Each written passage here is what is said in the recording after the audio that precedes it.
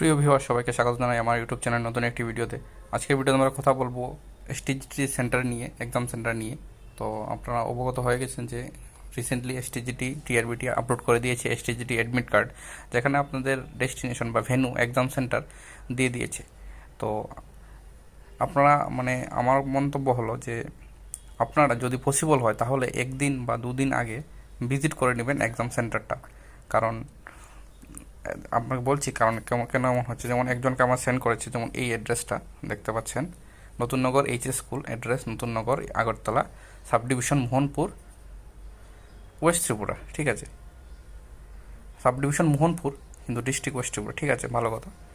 তো এখন আমরা যদি গুগলে সার্চ করি, গুগল ম্যাপ থেকে সার্চ করি, তাহলে দেখা যাচ্ছে এই যে আসছে নতুননগর এইচএস স্কুল, দেখতে পাচ্ছেন। তো এটা কিন্তু মোহনপুর সাব ডিভিশনে পড়ছে কি জানি না, কিন্তু এটা কিন্তু স্কুলের নাম হচ্ছে নতুননগর গার্লস এইচএস স্কুল। এই যে আপনারা দেখতে পাবেন, এই যে দেখুন, নতুননগর গার্লস এইচএস স্কুল। তাহলে এটা কি নতুননগর এইচএস স্কুল আর নতুননগর গার্লস স্কুল খুব ডিফারেন্ট নাকি সেম? ওটা নিয়ে অনেক মানুষ দুবিধায় থাকতে পারে। ওদের তারপর মনে করেন আপনি ভুল সেন্টারে গিয়ে পৌঁছে গেলেন, তাহলে তারপরে এতক্ষণ সময় থাকবে না যে আপনি আবার সেন্টার চেঞ্জ করে অরিজিনাল সেন্টারে যেতেন।